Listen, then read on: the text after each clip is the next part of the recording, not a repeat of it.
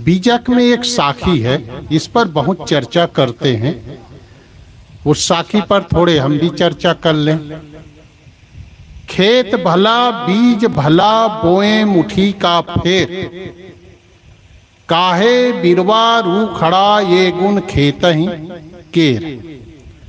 कबीर साहब कहते हैं खेत भी बढ़िया है, बीज भी बढ़िया है, बोए मुट्ठी का फेर जो मुठा छिड़कने वाला जो किसान है वो भी बड़ा सुंदर है। घूम घूम करके वो अपना मुट्ठी डाल रहा है, बीज डाल रहा है।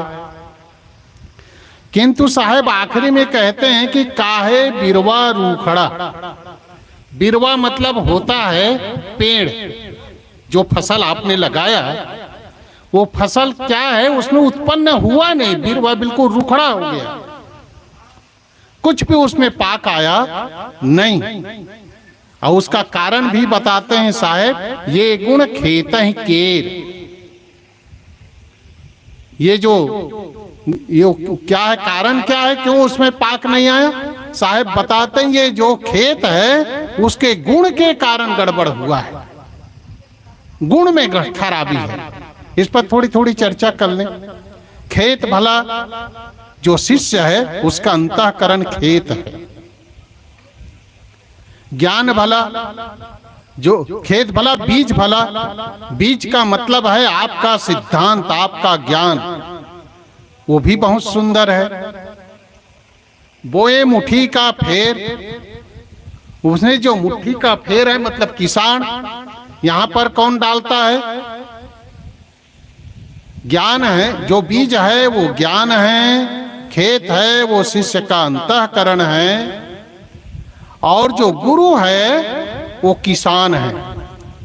जो गुरु है, उपदेशक है, वे अपना घुमा घुमा करके बार बार उसी बातों को सुना सुना करके शिष्य के अंतःकरण में ज्ञान का बीज बोता है। इसके बावजूद भी काहे बिरवा रूखड़ा। साहब कहते हैं जो फसल होना चाहिए वो क्यों नहीं हुआ? ये गुण खेत ही केर। जो खेत है, शिष्य है, उसके गुण में गड़बड़ी है। आदमी तो बड़ा सुंदर है, शिष्य मतलब यहां पर है खेत बढ़िया का मतलब हुआ कोई खेत हो एकदम चौरस हो, एकदम लेबिल में हो। ऐसे ही शिष्य है बहुत अच्छे घर से जन्म लिया हो, पढ़ा लिखा हो, बहुत हुनरबाज हो, कलाबाज हो, उसमें कोई कमी न दिखता हो उसके टैलेंट में। और सिद्धांत, हम लोग तो कबीरपंथी हैं, कबीर का सिद्धांत है, और ऐसा सिद्धांत और कहां मिलेगा? आधी मुक्ति तो कबीर पंथ में आने से हो जाती है। ना आपको अब कहीं पर जल चढ़ाने की जरूरत है, ना कहीं पर कहीं यज्ञ हवन करने की जरूरत है, ना गंगा स्नान की जरूरत है, ना चार धाम तीर्थ की जरूरत है। सीधे सीधे गुरु की शरण में चले गए, आपका कल्याण हो जाएगा। इतना सुंदर सिद्धांत। कबीर पंथ में आना खाला का घर नहीं है, आते हैं सुनर जिन्हें दुनिया का डर नहीं है। जो जात पात का डर न करता हो, परंपरा का डर न करता हो, केवल सत्य को ही अपना सब कुछ मानता है। और गुरु हैं, आपके जो गुरु हैं, उपदेशक हैं, सदगुरु हैं, वो भी बड़ा सुंदर है। बार बार वही चीजों को उपदेश दे रहा है। बोए मुट्ठी का फेर मतलब मुट्ठी डाल डाल करके बार बार उसको फेर रहा है। इसके बावजूद भी शिष्य का कल्याण क्यों नहीं हो पाता है? जो उन्नति करना चाहिए क्यों नहीं हो पाता है? क्योंकि शिष्य का गुण गड़बड़ है। यहाँ पर गुण देखिए, खेत बढ़िया तो है, एकदम चौरस लेबिलदार, किंतु जो मिट्टी का जो स्वभाव होना चाहिए, मिट्टी का गुण का मतलब होता है स्वभाव। कई शिष्य ऐसे होते महाक्रोधी, तो शुरू से क्रोधी बने रहे, उसमें सुधार करना नहीं चाहिए। स्वभाव का मतलब है जैसे उसके रहन सहन। कोई आदमी ऐसा महाकामी महामोही है, कामी है, तो बस वही काम करेंगे।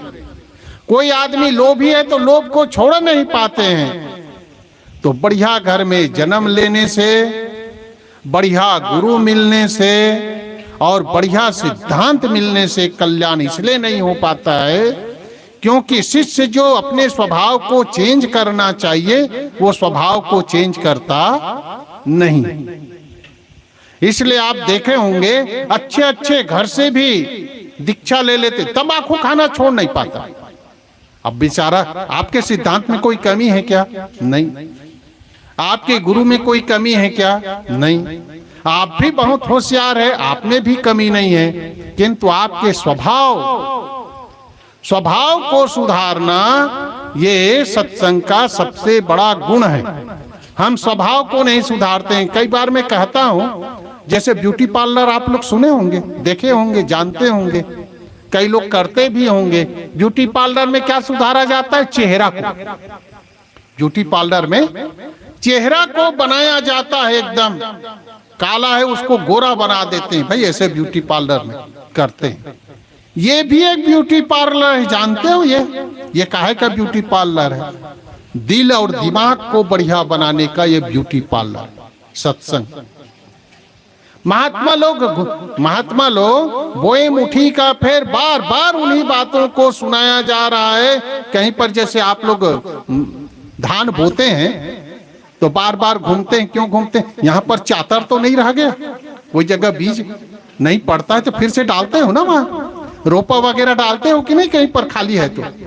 ऐसे ही महात्मा, एक महात्मा, दूसरा महात्मा, तीसरा महात्मा सत्संग में आ करके ज्ञान की बातें बोता चला जा रहा है। फिर भी जो सुनने वाले जो श्रोता हैं या साधक हैं, उसका जो उन्नति दिखना चाहिए, उन्नति क्यों नहीं हो पाता है? क्योंकि वो स्वभाव को चेंज नहीं कर पाता। स्वभाव का चेंज ये सत्संग उसी का है। यहाँ किसका, जैसे ब्यूटी पार्लर में क्रीम लगाते हैं ना एक से एक, यहाँ क्या लगाया जाएगा? दया का क्रीम लगाओ, क्षमा का क्रीम लगाओ, सेवा का क्रीम लगाओ, परोपकार का क्रीम लगाओ। ये सब लगाओगे तब तुम्हारा कल्याण होगा और जीवन का सुधार होगा। ऐसे जीवन सुधरता नहीं है। जीवन के सुधार के लिए सारे क्रम किए जाते हैं। अब जीवन का सुधार कैसे होगा? जीवन का सुधार होगा स्वभाव को चेंज करने से जीवन का सुधार होता है। स्वभाव कैसे चेंज होता है? मान लीजिए किसी को बहुत लोभ की भावना है, कितना इकट्ठे कर लेंगे भाई? अब लोभ की भावना है, इधर दान धर्म चालू कर दो। मैंने एक कहानी, एक पुस्तक का, उसका क्या है, पुस्तक का नाम भूल गया हूं। ऐसे यू आकार का एक होता है, यू लाइफ यू होता है ना, यू आकार का एक पाइप हो, ऐसा यू आकार का पाइप। इधर मुंह है, आधे में पाप है और आधे में पुण्य है। जब इधर पाप पुण्य को भरोगे तो पाप तरफ छलक जाएगा, पाप छलकने लगेगा। और जब पाप भरोगे तो आधे में इधर पुण्य, तो पुण्य छलकने लग जाएगा। जो छलकता है वो तो दिख रहा है, जो गिर रहा है वो दिख रहा है, किंतु क्यों गिर रहा है? इधर से भरोगे तो इधर छलकेगा, इधर से भरोगे तो उधर छलकेगा। ऐसे ही हमारी जिंदगी है। हम पाप क्यों करते हैं? पाप क्यों होता चला जाता है? क्योंकि पुण्य की कमी होती है। जितना भी आप पाप करते जाएंगे उतना पुण्य आपका खलास होता जाएगा। और जितना हम पुण्य करते चले जाएंगे, सत्संग करते जाएंगे, सेवा धर्म करते जाएंगे, उतना ही हमारे पापों में कमी होती चली जाएगी और जीवन का सुधार होगा। कोई आदमी स्कूल में जाता है तो एक ही दिन में तो सीख नहीं पाता है, वर्षों उसके लिए प्रयास करता है। कई बार सीखना भी सरल हो जाता है, सीखने में बहुत समय नहीं लगता है, किंतु अभ्यास इतना नहीं कर पाते हैं। अभ्यास सबसे बड़ी चीज है। इसलिए अभ्यास कैसे होगा? मान लीजिए साइकिल चलाते हैं, साइकिल चलाना कैसे पकड़ना है, कैसे पैडल मारना है, आप सीख गए। और यदि अभ्यास नहीं है तो आपका बैलेंस होगा नहीं। इसी प्रकार से मन को कैसे कब्जे में लेना चाहिए, कैसे जीवन को सुधारना चाहिए। महात्मा से हम बहुत सुनते हैं, हम कोई नई बात नहीं बताए जा रहे हैं यहाँ पर, किंतु नई बात इसलिए लगती है क्योंकि हम उसमें अभ्यास नहीं बना पाए। अभ्यास के लिए निरंतरता की जरूरत होती है और अभ्यास करते करते ही हमारा स्वभाव सुधरता है। जब तक जीवन का सुधार होता है अभ्यास से, तो सत्संग में आकर के भजन चिंतन करके और साधु गुरु की सेवा करके अपना अभ्यास पूरा करते रहे, तभी हमारा और जीवन का कल्याण होगा। हमको फल तभी मिलेगा। अच्छे घर में जन्म लेने से ही एक सुविधा तो मिल जाती है, माँ बाप का संस्कार, अच्छे लोगों का संस्कार, अच्छे लोगों की संगत। एक तो हमारा ये सौभाग्य है कि अच्छे घर में जन्म लिए, या हम बहुत होशियार हैं। बहुत होशियारी काम नहीं देता है। लादिन भी इतना होशियार था कि बड़े बड़े इंटेलिजेंट वाले आदमी नहीं समझ पाए। अमेरिका का ही जहाज, अमेरिका का ही पेट्रोल, अमेरिका का ही सारी चीजें, और वहां जाकर के जहाज को भी बम बना डाला और करोड़ों करोड़ की संपत्ति को नाश पहुंचा देता। बुद्धि उसके पास कमी नहीं है। लोगों जो चोर डाकू होते हैं बुद्धि कम होती है ऐसा नहीं भैया, बुद्धि बहुत तीव्र होती है, किंतु स्वभाव अच्छा नहीं होता। वह आदमी भी कभी देवी देवता हनुमान वगैरह बहुत से, जो चोर होता है बिल्कुल नास्तिक होता है ऐसा नहीं, वह भी कहीं न कहीं आराधना करता है, किंतु स्वभाव को चेंज न कर पाने के कारण उसमें जो उन्नति दिखनी चाहिए दिखता नहीं है। बहुत दिन के भगत हैं, बहुत दिन के संत हैं, 25 बरस हो गए, 40 बरस हो गए, 50 बरस हो गए, किंतु यदि स्वभाव को हम नहीं सुधारेंगे तो किसी का कल्याण होने के नहीं है। खास बात यह है कि खेत का अच्छा होना, बीज का अच्छा होना, सिद्धांत का बढ़िया होना, मत मजहब का बढ़िया होना और गुरु का बढ़िया होना, उपदेशक का बढ़िया होना, इतना ही सब कुछ नहीं है। हमारा स्वभाव चेंज होना चाहिए। हम खुद बदलेंगे तब हमारा जीवन मधुमय होगा। अपनी बातों को विराम देता हूं। बोलिए सद्गुरु देव की जय। संत सम्राट सद्गुरु कबीर साहेब की जय। अभी हम साहेब के बहुत ही सुंदर विचारों से लाभान्वित हो रहे थे। हमें जीवन में अगर दुख है सुख है तो उसका कारण है हम बोते क्या है। जीवन कैसा है, एक मिट्टी की तरह है, मिट्टी की तरह। हम इस मिट्टी से, इस धरती से जो चाहते हैं उसका हम बीज बोएं।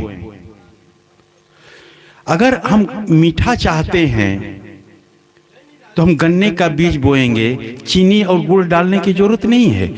खुद बखुद वो मिट्टी से जो है मीठा गन्ना हमको मिल जाएगा।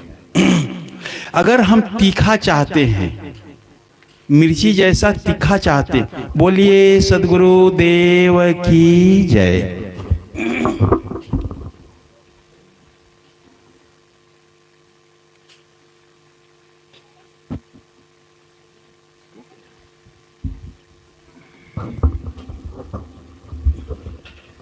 बैठ जाएं, सब लोग बैठ जाएं।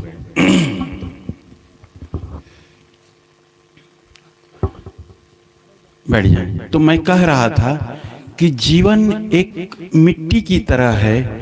हम अपने जीवन में चाहते क्या है। जैसे मिट्टी में अगर हमको तीखा चाहिए तो हम तीखा बीज बोते हैं। मिर्ची बीज बो दीजिए, मिर्ची जमीन में डालने की जरूरत नहीं है, खुद बखुद तीखा मिर्ची आपको मिल जाएगा। अगर खट्टा चाहिए तो इस जमीन में खट्टा डालने की जरूरत नहीं है, नींबू का बीज बो दीजिए, खट्टा खट्टा। उसी तरीके से जीवन है। जीवन में हम चाहते क्या है। संसार में सारी सामग्रियां हैं। हम निर्णय करें कि हम अपने जीवन में चाहते क्या हैं, बनना क्या चाहते हैं। अगर आप चोर बनना चाहते हैं तो चोर आपको मिल जाएंगे बनाने वाले, कमी नहीं रहेगी। अगर एक शराबी बनना चाहते हैं तो शराबी मिल जाएंगे आपको शराबी बनाने वाले। अगर आप एक संत, अगर सज्जन बनना चाहते हैं तो संत और सज्जन मिल जाएंगे आपके जीवन को संत और सज्जन बनाने वाले। सब कुछ उपलब्ध है इस धरती पर। हमें निर्णय करने की जरूरत है कि हम चाहते क्या है। बैठ जाए। तो अभी हम सब बहुत ही सुंदर विचारों से लाभान्वित हो रहे थे। परम पूज्य गुरुदेव जी मंचासीन हो चुके हैं। हम सब उनके कल्याणकारी विचारों से लाभान्वित होंगे। उसके पूर्व एक भजन हम लोग श्रवण करें और श्रवण और भजन रखने के लिए रुक जाओ भाई। और भजन रखने के लिए मैं निवेदन करता हूँ संत श्री देवेंद्र साहिब जी से कि आप एक भजन रखें।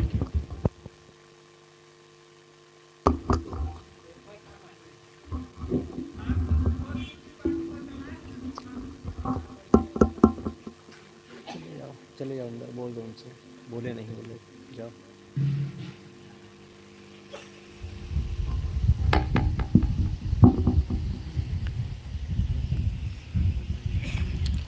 बोलिए सद्गुरुदेव की जय।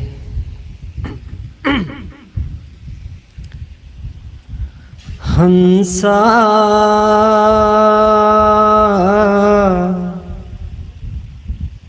यह पिंजड़ा नहीं तेरा, हंसा यह पिंजड़ा तेरा। कंकड़ चुनी चुनी महल बनाया, कंकड़ चुनी चुनी महल बनाया। लोग कहें घर मेरा, ना घर तेरा, ना घर मेरा, ना घर तेरा, ना घर मेरा। चिड़िया रैन बसेरा,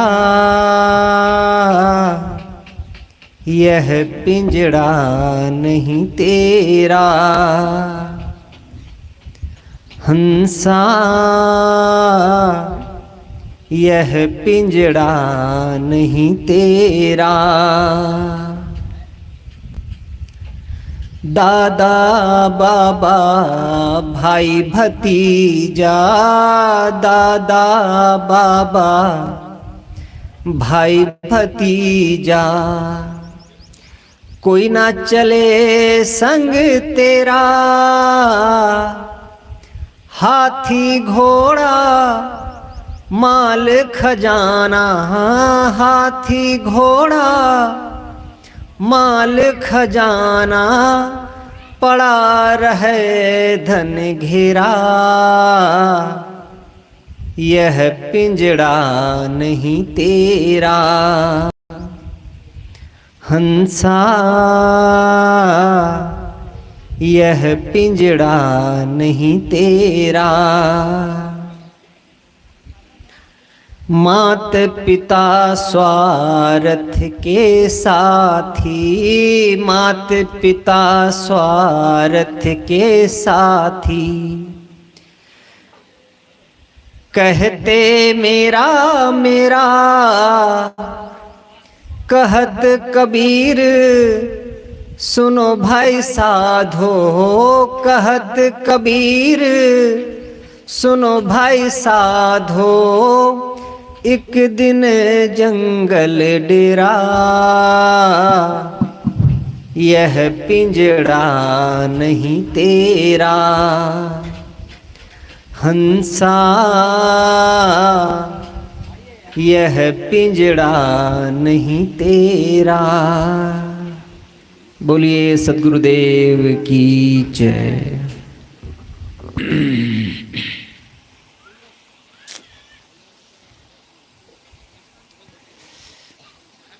मुद मंगलमय संत समाज, धर्म प्रेमी सज्जनों, श्रद्धा मूर्ति देवियों, कल शाम की सभा में हमारे साथी एक संत ने धनी धर्मदास साहब जी का एक भजन सुनाया था, जिसके प्रारंभ की 3 पंक्तियों पर हम कुछ चर्चा कर किए थे। बाकी की पंक्तियों पर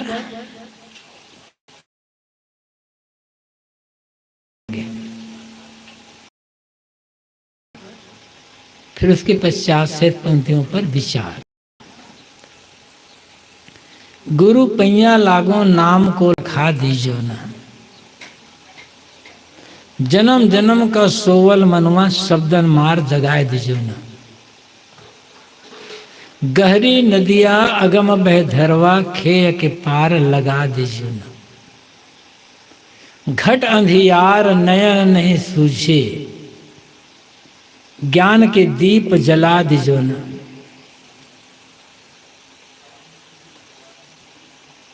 विष की लहर उठत घट अंतर,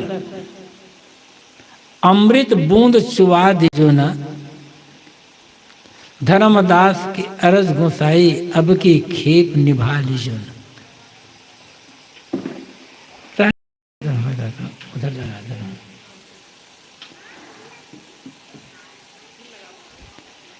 एक साधक, एक जिज्ञास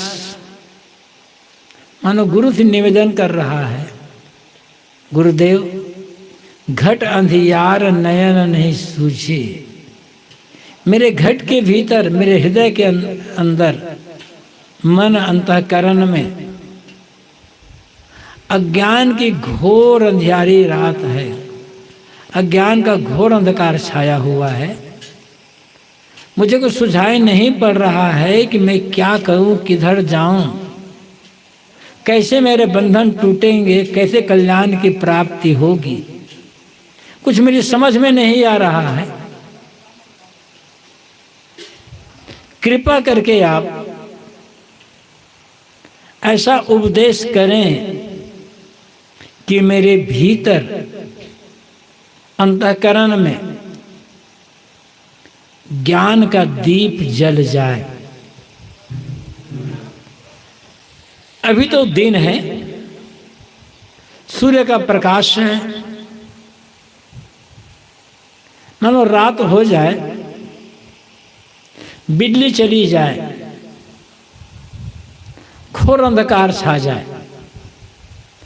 अब कितना भी प्रार्थना करो, कितनी पूजा करो, कितना पाठ करो, कितना नाम जपो, बिना दीपक जलाए अंधकार दूर नहीं होने वाला है। अंधकार को दूर करने का एक ही माध्यम है, दीपक जलाना।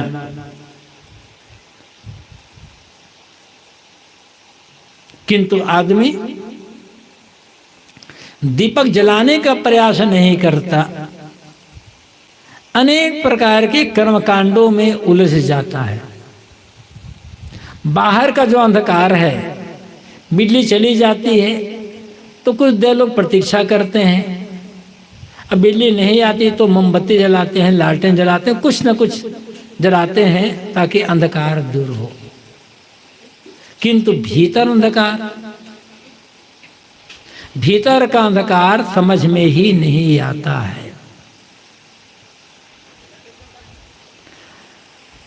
अंदर अज्ञान का अंधकार है, किंतु कोई आदमी स्वीकार करने को तैयार नहीं है कि मेरे भीतर अज्ञान का अंधकार है। हर आदमी अपने को ज्ञानी मानता है। अब किसी से पूछ करके देखो कि तुम ज्ञानी हो या अज्ञानी हो, कहेगा कि मैं अज्ञानी हूं। हर आदमी को ज्ञानी होने का अहंकार है, और यदि हर आदमी ज्ञानी हो जाए तो इससे बढ़िया क्या हो। बात समझ में आती है। आप ज्ञानी हैं, हम ज्ञानी हैं, फिर भी हमारे मन में, आपके मन में टेंशन है, क्यों? अज्ञानी आदमी लड़ाई करे तो बात समझ में आती है। ज्ञानी होकर लोग लड़ाई कर रहे हैं, ये बात तो समझ में नहीं आती। ज्ञानी है फिर भी लड़ाई, ज्ञानी फिर भी चिंता। यही तो अज्ञानी होने का लक्षण है। कोई आदमी किसी डॉक्टर के पास जाए और अपने रोगों को छिपा ले, क्या रोग है, क्या पीड़ा है, क्या परेशानी है, पूरा का पूरा ना बताए, आधा तिहाई बता दे, तो डॉक्टर दवाई क्या करेगा? बीमारी और बढ़ती चली जाएगी, रोग बढ़ता चला जाएगा। डॉक्टर के पास जब गए हैं तो पूरा खोल करके बताना होगा, संकोच छोड़कर बताना होगा कि डॉक्टर साहब मुझे ऐसी ऐसी परेशानी है, मुझे ये बीमारी है। जब खोल करके बता देंगे आप, संकोच छोड़कर बताएंगे, तब डॉक्टर आपका सही इलाज कर पाएगा। डॉक्टरों से रोगों को छिपाने का अर्थ है रोगों को और बढ़ाना।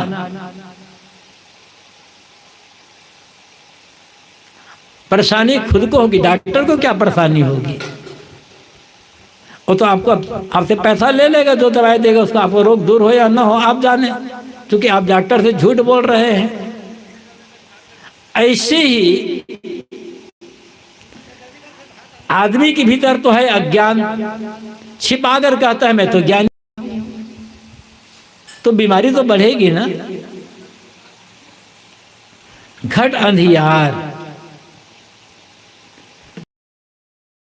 ज्ञान का, अविद्या का अंधकार छाया हुआ है, सुझाई नहीं पड़ रहा है कि क्या करना चाहिए, क्या नहीं करना चाहिए, क्या खाना चाहिए, क्या नहीं खाना चाहिए, इतनी भी अकल आदमी को नहीं है।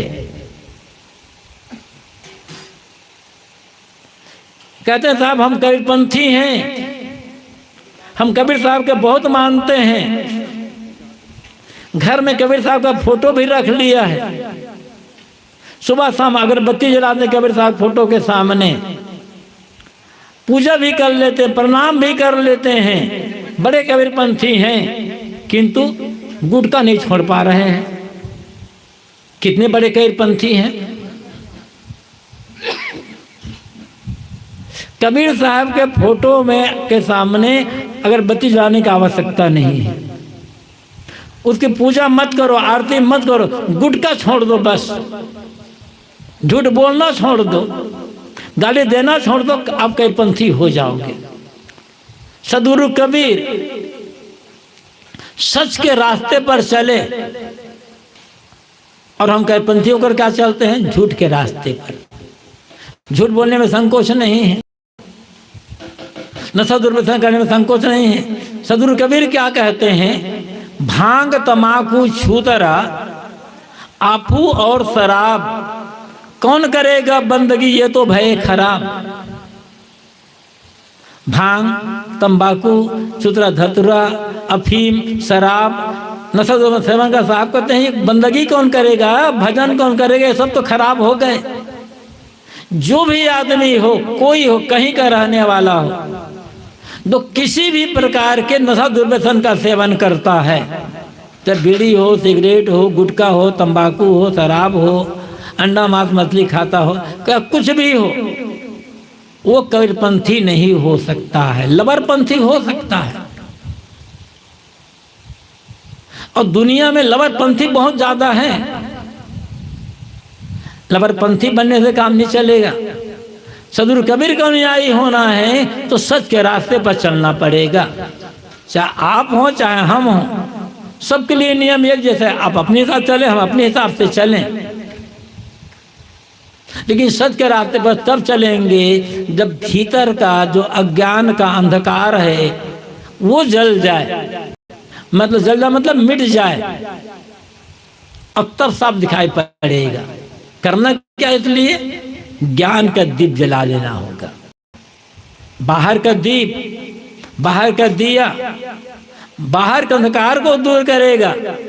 बाहर कितना भी दिया जला लो, भीतर का अंधकार दूर नहीं होगा, उसके लिए भीतर दिया जलाना होगा। वो ज्ञान का दीप जलाओ, धर्म का दीप जलाओ, भक्ति का दीप जलाओ, प्रेम का दीप जलाओ, कोई तो दीप जलाओ। लोग मंदिर जाते हैं, मंदिर में दिया जलाते हैं। अब रात का समय हो, अंधेरा हो तो दिया जल जाए, अच्छी बात है, ताकि प्रकाश हो जाए, आने वालों को दिक्कत ना हो। सुबह हो गई है, सूरज निकल गया है, प्रकाश फैल गया है, सब तरफ प्रकाश है, फिर भी दिया जला रहे हो मंदिर में जाकर। घर में ही किसी का चित्र रख ले, कबीर साहब का चित्र रख ले, किसी की चित्र रख लिए हैं, किसी की मूर्ति रख लिए हैं, घर में मंदिर बना लिए हैं, वहां दिया जला रहे हो। क्यों दिया जला रहे हो? जब दिन का प्रकाश है तो क्यों दिया जलाते हो? कभी विचारा है आपने? बस देखा देखी, कहा है भाई हमारे पूर्वज ऐसा करते, हम भी ऐसा कर रहे हैं। आपके पूर्वज कच्चे मकान में रहते थे, आप पक्के मकान में कहाँ रहते हो? आपके पूर्वज कभी साइकिल, मोटरसाइकिल और कार में चलते नहीं, बस में चलते नहीं थे, जानते भी नहीं थे। आप क्यों चलते? आप पूरा तो मोबाइल जानते भी नहीं थे, आप मोबाइल का प्रयोग क्यों कर रहे हो? जो आपके पूर्वज करते थे वही सब करो ना। फिर मंदिर में दिया जलाना गलत तो नहीं है, लेकिन क्यों दिया जलाना है ये सोचना पड़ेगा ना। मंदिर में दिया जला दो तो भीतर का अंधकार दूर हो जाएगा क्या? भीतर तो अंधकार रहेगा, भीतर दिया जलाना पड़ेगा। और आगे ईमानदारी के साथ मेहनत तो करनी पड़ेगी, अभ्यास तो करना पड़ेगा। सुन लेने से काम नहीं बनेगा, अभ्यास की आवश्यकता होती है। एक बार पढ़ लिए, याद कर लिए, इतने काम नहीं होगा। बार बार अभ्यास करना। और करत अभ्यास के जड़मति हो सुजान। अभ्यास करते करते एक अनाड़ी आदमी भी बड़ा विद्वान और ज्ञानी बन जाता है।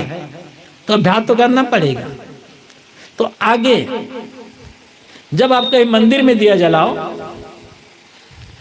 गुरु के चित्र सामने या किसी के चित्र के सामने दिया जलाओ, तो इतना करना, दिया जला लिए, वहीं पर हाथ जोड़कर चाहे खड़े हो गए, रह गए, चाहे बैठ गए, जैसी स्थिति आपको जो आपको पसंद हो, और हाथ जोड़कर आंख बंद करके प्रार्थना करो कि हे भगवान, हे गुरुदेव, मैंने आपके सामने, आपके चित्र के सामने, आपके मूर्ति के सामने ये दिया जलाया है। मुझे आशीर्वाद दो कि मेरे भीतर ज्ञान और धर्म का दिया जल जाए, तब जीवन में परिवर्तन आएगा। और ऐसा आपने कभी किया ही नहीं, खाली दिया जला दिए और तुरंत लौट करके आ गए। रोज प्रार्थना करिए, और प्रार्थना करने के साथ साथ रोज अभ्यास करना पड़ेगा, प्रयास करना पड़ेगा कि हे गुरुदेव, ऐसा आशीर्वाद दो कि मेरे भीतर ज्ञान का, भक्ति का, धर्म का दिया जले, तब कोई दुख नहीं रह जाएगा। जिस दिन हृदय के अंदर में, अंतःकरण में ज्ञान और धर्म, भक्ति का दिया जल जाएगा, जीवन से सारा दुख खत्म हो जाएगा। और जब तक हृदय मंदिर में ये ज्ञान, भक्ति, धर्म का दिया नहीं जलेगा, कुछ भी करते रह जाओ, चाहे किसी के भगत बन जाओ, रात दिन गुण गाते रहो, रहेंगे दुखी के दुखी, कोई जीवन में परिवर्तन नहीं आने वाला है। इसलिए यहाँ पर शिष्य साधक गुरु से निवेदन कर रहा है, गुरुदेव, मेरे हृदय अंदर में तो अज्ञान का अंधकार छाया हुआ है, मुझे सुझाई नहीं पड़ रहा है कि मैं क्या करूं, क्या ना करूं। आप मुझे ऐसा आशीर्वाद दें, मुझे ऐसा उपदेश करें कि आप उपदेश को सुन करके मैं जीवन में धारण कर सकूं और मेरे हृदय में ज्ञान, भक्ति, धर्म का दिया जले, ताकि मेरा भटकना दूर हो, दुखों से मुक्त होकर सुख के रास्ते पर चल सकूं।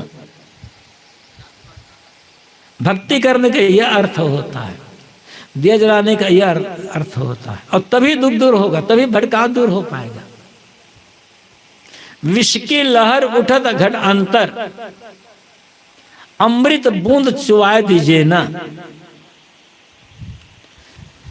इस शरीर के अंदर, मन में हर समय विष की लहर उठ रही है। बिरले बिरले होगा जो सच्चा भगत हो जाएगा, सच्चा भक्त, सच्चा पुजारी, सच्चा साधु, सच्चा महात्मा, कुछ भी कहो से आप। जो सच्चा भगत होगा वो सच्चा साधु भी होगा, सच्चा महात्मा भी होगा, सच्चा धार्मिक, सच्चा पुजारी होगा। कौन? जिसके अंदर विष की लहर जो उठती है वो लहर उठना बंद हो जाए। यही रास्ता है कल्याण का, और कोई रास्ता नहीं बचता है। आप नाम पुकारते रहो, कोई भी नाम जपते रहो, कबीर साहब का ही नाम जपते रहो रात दिन, और अंदर जो विष की लहर उठ रही है उसे मिटाने का प्रयास न करो तो कबीर साहब क्या करेंगे? सदगुरु कबीर ने कब कहा कि मेरा नाम जपो, ऐसी मेरी पूजा करो? उन्होंने कब कहा? किसी की पूजा करके सदगुरु कबीर साहब नहीं बने, जीवन को तपा करके बने, अपने अंदर के जहर को मार करके बने। और जितने भी महापुरुष हुए हैं, कोई भी महापुरुष पूजा करके महापुरुष नहीं बने, जीवन को तपा करके महापुरुष बने। और हम चाहते केवल पूजा कर लें, जीवन को तपाना ना पड़े, मन को मारना ना पड़े, इंद्रियों पर संयम ना करना पड़े, जो करते हैं उल्टा सीधा काम करते रहें और नाम जप ले, गुरु का नाम जप लेंगे, भगवान का नाम जप लेंगे, हमारा बेड़ा पार हो जाएगा। बेड़ा तो पार नहीं होगा और डूबेगा, और डूब ही रहा है। हम खुद डुबाते अपने जीवन के बेड़ा को। जो करना चाहिए वो तो नहीं करना चाहिए, उसी को बार बार करते जा रहे, बार बार करते चले जा रहे हैं। बेड़ा पार होगा कि डूबेगा? विष की लहर उठ रही है। और कहा क्या गया है? यह तन विष की बेलरी, गुरु अमृत की खान, शीश दिए जो गुरु मिले तो भी सस्ता जान। ये तन, इस शरीर विष की लता है, और विष की लता में विष के ही फल फलेंगे, अमृत के फल कहाँ आएंगे इसमें? तो विष की लहर क्या है? काम, क्रोध, लोभ, मोह, राग, द्वेष, ईर्ष्या, मद, मत्सर, अहंकार, स्वार्थ, घृणा, बैर, विरोध, लड़ाई, झगड़ा, यही तो विष क्या है? विष की लहर है। क्या उठ रहा है अपने अंदर में? हर आदमी को, चाहे वो साधु हो चाहे गृहस्थ हो, निरंतर अपने मन की निगरानी करने की आवश्यकता है। क्या उठ रहा है मन में? मन क्या सोच रहा है? मन बेकार बात तो नहीं सोच रहा है। ये समझ लेना होगा, जिस बात को सोचने से मन में विकृति आए, उत्तेजना आए, मन चंचल हो जाए और हम अपने आप में न रह पाए, वही है विष की लहर। जिसके अंदर विष की लहर ना होगी, जिसके अंदर का विष मर चुका होगा, जिन्हें अपने अंदर के विष को खत्म कर दिया होगा, उसका मन चंचल क्यों होगा? वो दुखी क्यों होगा? स्थिरता आ जाएगी। वह अंदर मन से बीमार क्यों होगा? आदमी शरीर से बीमार भले ना हो, मन से बीमार तो सभी लोग हैं। ये मन की बीमारी को समझना होगा, और मन की बीमारी दूसरा नहीं बनाता, खुद बनाता है। शरीर में भी कोई रोग हो गया, कोई गांव है, कोई मोहल्ला है, अनेक लोगों को एक साथ जुकाम, सर्दी, बुखार आदि की बीमारी हो गई। डॉक्टर कहते हैं ये वायरल फीवर है, ये बैक्टीरिया का प्रभाव है। क्या हमारे मन में जो राग द्वेष है, काम क्रोध लोभ आदि भावना है, क्या ये भी किसी बैक्टीरिया का प्रभाव है? ये भी वायरल फीवर है? ये तो हम बनाते हैं। क्या सोचना है क्या नहीं सोचना है, इसका निर्णय हर आदमी खुद करता है। आप क्या सोचोगे मैं कैसे बता सकता हूं? रास्ता दे सकता हूं, लेकिन सोचोगे नहीं सोचोगे वो निर्णय तो आपका है ना। तो अपने अंदर के विष को समझना, यही तो साधना का फल है, यही तो भक्ति का फल है। अब भक्ति भी कहे हैं विष की लहर पर लहर उठ रही है बराबर, इसको समझना होगा। रास्ता क्या है? रास्ता यही है कि अपने अंदर के विष को मारना, उसे पचा लेना, बाहर न निकलने देना, और दूसरी के अंदर का जहर बाहर निकल करके आ जाए तो उसको सहन कर लेना।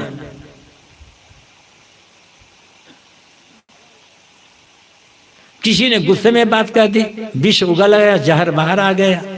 किसी ने उत्तेजना में बात कह दी, किसी ने निंदा की बात कर दी, किसी ने कुछ और कह दिया। उसे सहन करना होगा, पी जाना होगा। अपने अंदर के जहर को भी दूसरे के जहर को भी पी जा करके पचा लेना होगा। और जितना पचा लेंगे ना उतना ही बलवान होते चले जाएंगे। जहर को जितना निकालेंगे उतना बढ़ेगा।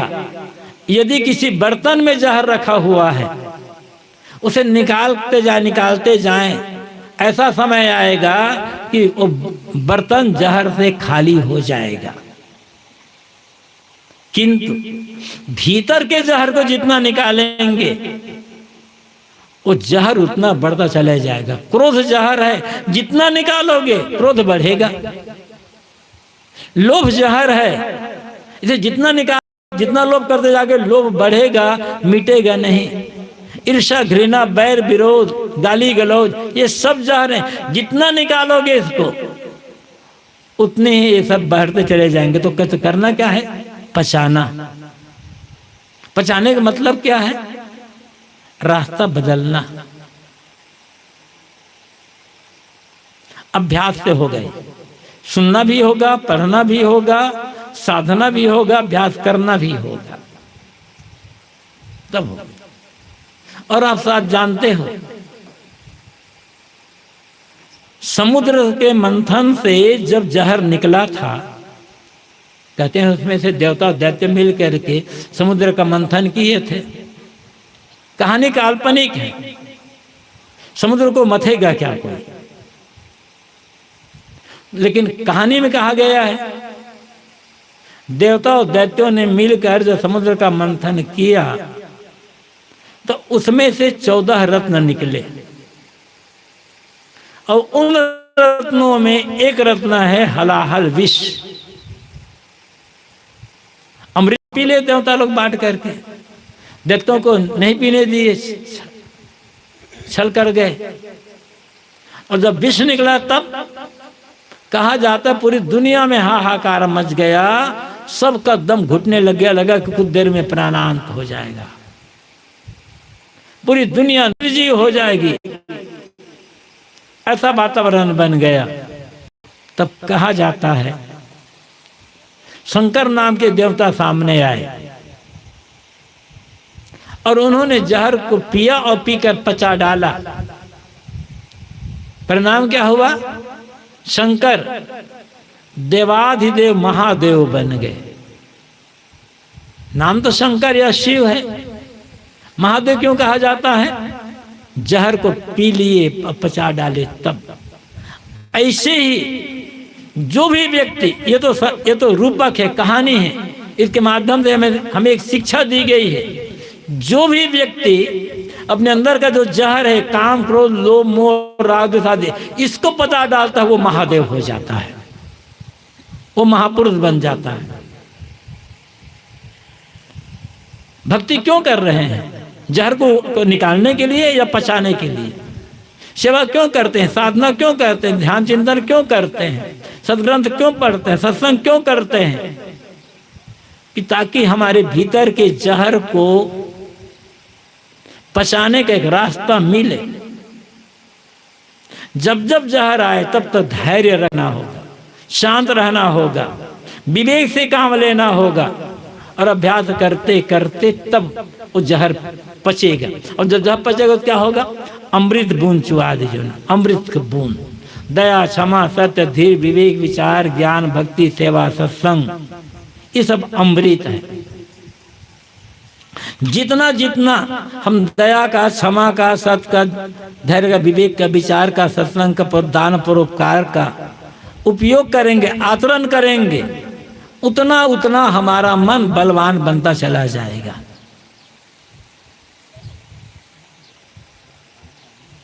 अंदर के जहर को मारना है, उसको पचाना है, निकालना नहीं है बाहर। अमृत को निकालना है, और अमृत को जितना निकालेंगे, उस अमृत को जितना बांटेंगे, उतना अमृत बढ़ता जाएगा और बाहर से भी अमृत मिलता चला जाएगा। नियम है। अब जितना मीठी वाणी बोलते चले जाएं, आपका मन, जो भी मीठी वाणी बोलेगा उसका मन शांत होता चला जाएगा और बाहर से उसे मीठी वाणी मिलेगा।